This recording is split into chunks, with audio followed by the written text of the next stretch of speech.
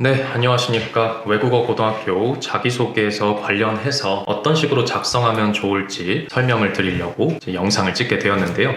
최근에 좀 있으면 외국어 고등학교 입시가 바로 시작을 하고, 그 다음에 자기소개서 제출, 그리고 면접으로 이어지는 프로세스가 진행되는 것을 잘 알고 계실 거라고 생각합니다. 학부모 여러분님들과 그리고 학생 여러분들 모두 간절하게 더군다나 한 곳밖에 지원하시지 못하는 상황이기 때문에 굉장히 여러 부분에서 신경을 쓰실 거라고 생각을 하는데요. 한간에 떠도는 여러 가지 자기소개서 합격 예시라든지 작성법 등 정보를 많이 접하시겠지만, 그래도 아무래도 더 중요한 것은 어떻게 하면 조금 더 합리적인 접근이 가능할지, 이런 부분들에 대해서 조금 더 심도 깊은 논의를 나눠 보는 것이라고 생각을 했습니다. 그래서 본 촬영된 영상들 좀 살펴보시면서 짧게나마 팁 같은 거 얻어가셨으면 좋겠고, 앞으로 어떤 식으로 남은 시간 자기소개서를 양질의 퀄리티로 끌어올리실 수 있을지 고민해 보시면 좋을 것 같습니다. 그러면 한번 같이 내용을 살펴보도록 하겠습니다.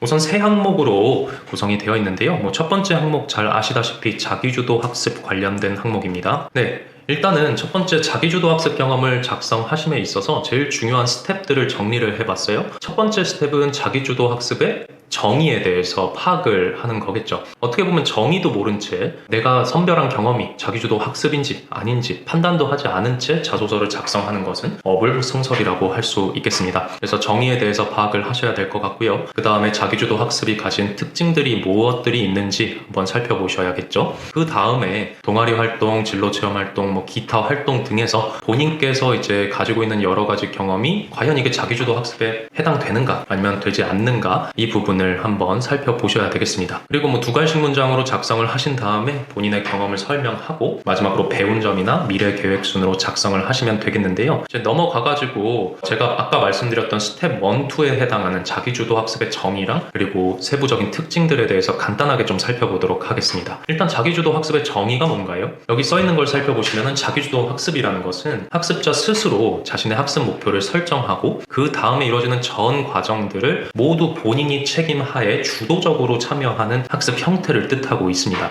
그렇기 때문에 타율에 의해서 학습을 했다는 그런 것들은 제외를 해주셔야 될 것 같고요. 그리고 단순히 어떤 목표를 설정해 놓고 그 목표를 위해서 열심히만 했다라는 그 열심히에 해당하는 서술만을 하는 것은 지양해야 할 것 같습니다. 그 다음으로 자기주도 학습의 특징에 대해서 또 살펴보면요. 여기 인지조절이란 말도 나오고 동기조절, 행동조절 이런 여러 가지 말씀들이 나오는데요. 여기서 인지조절이라는 것은 메타인지를 활용한다는 뜻인데요. 우리 인간들이 수많은 의사결정에 직면하게 됩니다. 그러면은 메타인지를 활용해서 과거의 경험과 현재의 경험들 그리고 미래의 예측할 수 있는 이런 합리적인 예측들, 이런 부분들을 효율적으로 의사결정할 수 있도록 돕는 것이 메타인지인 거고, 이 부분을 인지조절이라는 어휘로 표현을 해놓았습니다. 바꾸어서 간단하게 말씀드리면은 어떤 합리적인 선택을 했다, 이런 부분들이 인지조절이라고 볼 수 있겠고요. 그 다음에 동기조절이라는 말이 나오는데요. 동기조절이라는 거는 좀 동기화된 학습을 뜻하는 단어라고 보시면 될 것 같습니다. 그 다음 행동조절이라는 것은 굉장히 적극적으로 참여를 하는 것을 또 다른 어휘로 표현을 해놓은 것이라고 볼 수 있겠습니다. 그래서 자기주도 학습의 특징 첫 번째, 인지조절, 그러니까 메타인지를 통해서 합리적인 방법으로 학습 계획을 수립했다라는 부분들, 그 다음에 자신의 동기를 계속 지속적으로 부여해 가면서 학습의 의욕을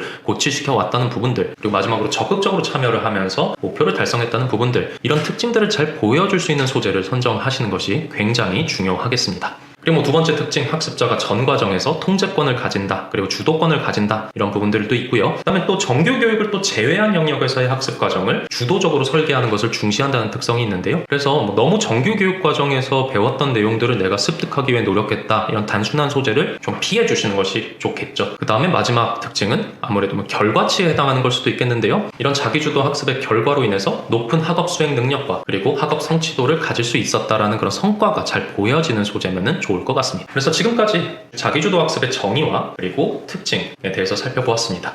그러면 넘어가서 소결론에 대해서 살펴보시면요. 위에 자기주도 학습의 정의랑 핵심 특징을 고려하셔서 본인이 어떤 경험을 선정할지를 정해야 합니다. 그리고 핵심 특징 중에 특별히 신경 써야 되는 부분들은요. 자기가 통제권과 주도권을 가지고 목표를 성취해 왔다는 것, 이런 것들은 스토리라인을 전개해 가시면서 논증을 하실 필요가 있습니다. 그리고 결과치 자체도 높은 수준의 학업 성취를 뽐낼 수 있는 소재면 더 좋겠죠. 그래서 이런 부분들 고려를 하셔서 작성을 하시면 될 것 같습니다.